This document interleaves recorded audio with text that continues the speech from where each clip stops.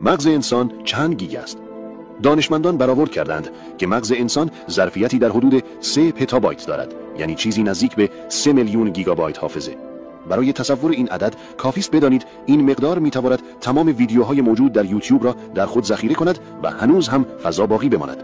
به عبارت دیگر، مغز شما آنقدر قدرتمند است که اگر تمام محتوای ویدیویی جهان را به صورت HD جمع آوری کنید و بی‌وقفه تماشا کنید، باید بیش از 300 سال بدون حتی 1 ثانیه توقف پشت سر هم فیلم ببینید تا فقط ظرفیت آن پر شود.